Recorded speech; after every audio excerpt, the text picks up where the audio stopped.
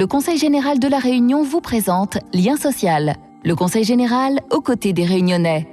La Réunion détient une richesse unique avec des espèces protégées. C'est un réel atout pour la Réunion d'avoir su conserver autant de richesses qui font d'elle un territoire d'exception. Une île qui défend son identité et préserve son patrimoine. Les week-ends nature ont été mis en place par le Conseil général depuis 10 ans pour une découverte au cœur de l'île et notamment des espaces naturels sensibles, propriété de la collectivité. Quelles sont les différentes espèces de l'île? Quelles actions mène le Conseil général pour conserver la nature de notre île? Les week-ends nature, c'est quoi? On en parle tout de suite dans Lien social. Avec près de 95 000 hectares, le Conseil général est le premier propriétaire forestier de l'île et principal financeur avec l'Europe des programmes de travaux de mise en œuvre par l'Office national des forêts, l'ONF. Ces actions sont donc primordiales afin de préserver la biodiversité, de protéger les milieux des plantes invasives, du défrichement et de la pression urbaine. Valoriser les espaces naturels pour permettre l'accueil du public fait partie de ses attributions et c'est une importante source d'emplois pérennes et d'insertion proposée dans ce secteur, ainsi qu'un développement économique non négligeable. Riche en espèces endémiques, la Réunion dévoile ses secrets à travers ses visites guidées. Jocelyn Séus, gestionnaire en ENS, nous emmène à Cap-Blanc pour une visite guidée des plus passionnantes. Alors ici nous nous trouvons sur l'espace naturel sensible de Langevin. Donc une des particularités de cet espace naturel, c'est que c'est un ENS rivière, donc qui découle des affluents de la rivière Langevin. Le but de cette visite, bien sûr, c'est de découvrir une diversité d'espèces indigènes, endémiques et exotiques, que ce soit au niveau de la faune ou de la flore. Il faut savoir qu'à la Réunion, à la base, c'est un volcan qui est sorti de la mer, donc il n'y avait aucune espèce végétale sur l'île. Il y a des espèces qui sont arrivées naturellement, c'est-à-dire soit par les courants marins, les vents ou les oiseaux, ce qu'on appelle les espèces indigènes. Donc on peut retrouver dans des îles voisines, des continents voisins, qui ne sont pas forcément propres à l'île de la Réunion. Ensuite, il y a certaines de ces espèces indigènes qui, soit pour des raisons climatiques, géologiques ou pédologiques par rapport au sol, qui se sont spécifiées. On dit qu'elles ont muté, sont devenues endémiques à l'île de la Réunion.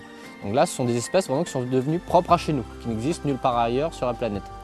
Et par la suite, avec l'arrivée de l'homme, on a eu des espèces exotiques. Ce sont toutes celles que l'homme a apportées. Ces plantes exotiques-là, souvent, il y en a bon nombre d'entre elles qui sont devenues envahissantes. Pas toutes, mais une bonne majorité. Là, on est dans une zone qui est principalement recouverte d'espèces exotiques invasives, dont justement la jouvence de la baie-souris.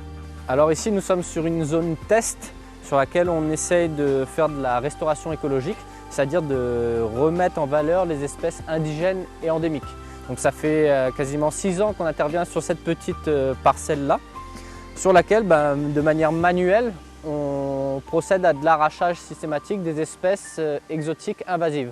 Donc à l'époque, ce secteur-là était recouvert de galabères, de chocas, de goyaviers. Donc nous, on a essayé de limiter l'expansion de ces espèces-là dans cette zone-là. Donc là, on a du bois de balai, qu'on appelle aussi bois de cerise marron. On a du bois d'oiseau, parce que les oiseaux sont très friands de ces fruits. On a des cafés marrons, on a des bois de corail, tout un panel d'espèces qui petit à petit se réapproprient le milieu. Donc là on a 1,6 km sur lequel on peut pêcher la truite arc-en-ciel en respectant bien sûr les périodes de pêche, les quotas, donc les quantités. Ici c'est 4 truites par jour, par pêcheur, et la maille. Donc il y a une taille minimum à respecter qui est actuellement de 20 cm. Alors il faut savoir qu'à l'époque Cap-Blanc était habité et cultivé. Donc les gens vivaient dans ce secteur de manière isolée, un peu comme à Mafate. Donc les gens vivaient ici en parfaite harmonie avec la nature et un peu en autarcie. Donc ils cultivaient un peu de tout, du maïs, cambar, chouchou. Là on a l'agriculture, on a un pied de mûrier, il y a des plantes d'ornement, des camélias. Les gens, déjà pour des raisons de sécurité, sont partis parce que le secteur était très soumis aux inondations, aux glissements de terrain. Il y a eu des familles qui ont été décimées suite à des périodes cycloniques notamment. Il y a beaucoup d'anciens qui sont nés à Cap-Blanc et qui vivent maintenant à Grand Galet. Mais ils ont quand même gardé cette tendance-là à venir sur Cap-Blanc, toujours voir s'il reste des vestiges de chouchous, de cambar qui étaient plantés justement à l'époque. Donc il y a encore tous ces murets en pierre sèche qui témoignent des anciennes habitations. Marine Richardson est conservatrice en espace naturel sensible. L'espace naturel sensible des Hauts-de-la-Rivière Langevin, ce sont 460 hectares de territoire situés dans les Hauts-de-Saint-Joseph. Depuis 2007, le Conseil général a délégué à la Fédération départementale de pêche de la Réunion la gestion de cet espace naturel remarquable. Il y a un magnifique parcours de pêche à la truite et le rôle de la fédération et de son association, l'APMARS, c'est de mettre en œuvre l'entretien des sentiers, l'entretien des parcours et l'entretien des accès à la rivière par les pêcheurs. Pour les week-ends nature, toutes les informations sur le site du Conseil général. Et pour le reste de l'année, il suffit de contacter l'association des rivières du Sud.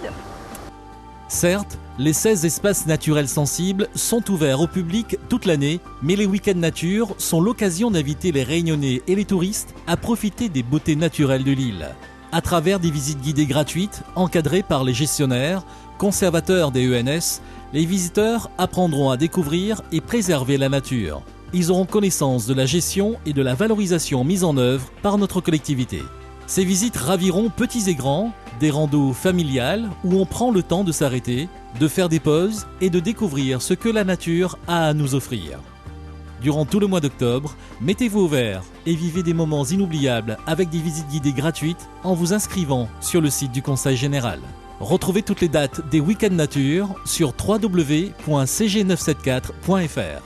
Le Conseil général de la Réunion vous a présenté Lien social. Le Conseil général aux côtés des Réunionnais.